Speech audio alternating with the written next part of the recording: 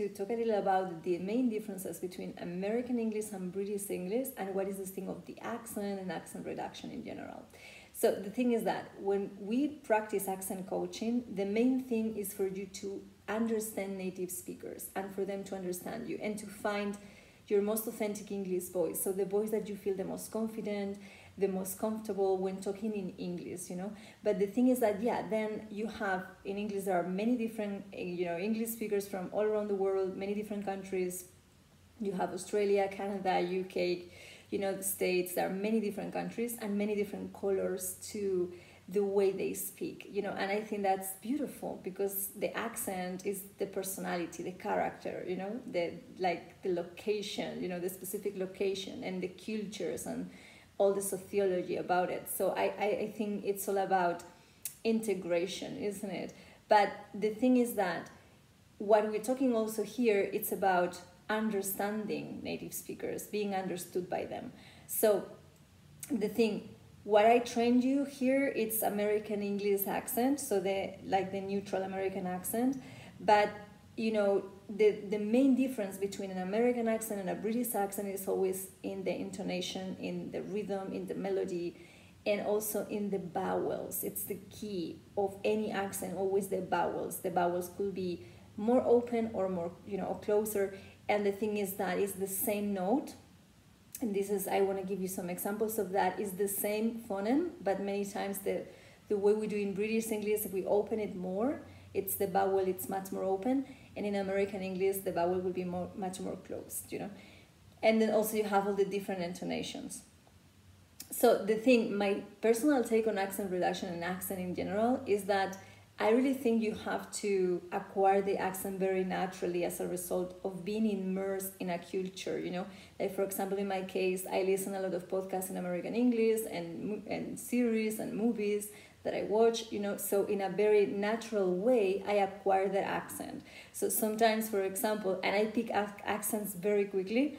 So sometimes, for example, maybe I'm immersed in a series. I remember when, you know, watching Friends, that is a series that I have a lot of fun watching. So sometimes I watch that series, you know, more than one time. And sometimes I get the melody of a character that I really like, the way he speaks. Like, for example, Jennifer Aniston character, Rachel.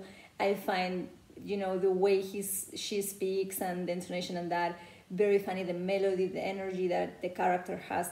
And maybe I find myself speaking in English with that accent, but that intonation also. And that's very funny because it's kind of a natural thing. I pick it because there is an energy to that, you know, character that I find it very funny. And I just have, you know, I pick it up. And the same happens, for instance, when I'm with friends of mine from regions in the south, you know, either Andalusia or Extremadura. They have this beautiful musical way to speak, and being with them very quickly, I pick their accent, you know, and then I'm in Galicia talking with my friends in Galicia, and it's like, why you're talking with that accent from the south? But the thing is that it comes natural to me. I'm not forcing it into my speaking. It's just a natural thing. I pick it very quickly, because I love the sounds and the melody of languages, and I think it's a result of that. And that's my take on this, you know, like, I really think you have to find the voice you feel yourself the most comfortable with, and the key is that the natives understand you. So it's playing the right notes, okay? So we're gonna see with examples here the main difference between the American and the British English accent. So for instance, with the schwa sound, that is the most common vowel in English. It's a great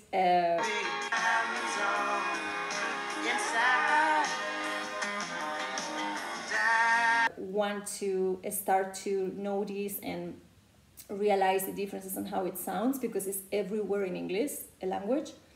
So the schwa sound that I call Ben Harper, you can, if you remember in the last video with nature, American speakers make this phoneme, make this sound like an E sound, es como, haces como una E en la garganta. Y en el caso del inglés americano lo fusionamos con la R es muy suave, no es como nuestra R española que vibra muy fuerte, es una R mucho más suave, entonces te queda nature, adventure, you know. But in the case of British English, it's not like this. In the case of British English, it will be a much more open schwa. En el caso del inglés británico, abren mucho las vocales, and I think it's very funny because you can express emotion. Like, there is a way into British that it's very dramatic, you know, it's very like, it's great for acting, like you can act and have a lot of fun, you know, making the impression. I love making impression of accents. So those of you who like that, I also think those of you who like music in general, I think it's beautiful British for that. This accent, it's very open, the vowels, you know. So instead of American accent will be nature, in British accent it will be nature, adventure, you know. So that's the main thing. The way of the schwa, it's open, like instead of it's it's the same exact phoneme, but it's more close in the case of American English and more open in the case of British English. So, and also then you have like the melody that will be, you know, if you don't focus in the words, if you focus in how the melody, the music behind the words goes, you know, you got a melody like la la la la la la, you know, there is a melody there. So focus also on the melody and, you know, put yourself in that melody. And that's something that we pick very quickly of accents, you know, to come very natural. And that's also key if you want to speak from that British accent, you know. But of course, I always say that it should come in a very natural way, you know, because if you force the accent into you, there is actually in Friends one episode with Ross that is kind of making the impression of the British accent. And it's this thing, you know, he's forcing the accent into him, and it's, you know, in this public speaking event, like teaching. And it's very, you know, it's a great example of this that I'm trying to tell you. It has to come natural to you in a way. And then the two words that I want to comment also here are work and naughty. So these two words also go different in both accents. So for instance, also work, it's a word that for us Spanish natives is very confusing. We tend to confuse with walk, you know, I'm walking to my work. We tend to confuse walk and work and work and walk. So it's great to, you know, those words you know that you find challenging, that you tend to confuse, it's good to put them in the same sentence and then like make the sentence a few times and, you know, like a tongue twister, so that you can start to get the difference of both of them. So the thing is that work is the phoneme of Beck. El fonema de Beck, este fonema es nuevo, es un fonema que lo hacemos como producir una E en nuestra garganta y sacas el sonido y te queda work, work. En el inglés americano, American English, it's closer. El sonido de esta vocal es más cerrado, entonces te queda work, work. Pero en inglés británico es un sonido más abierto, entonces te queda work, work.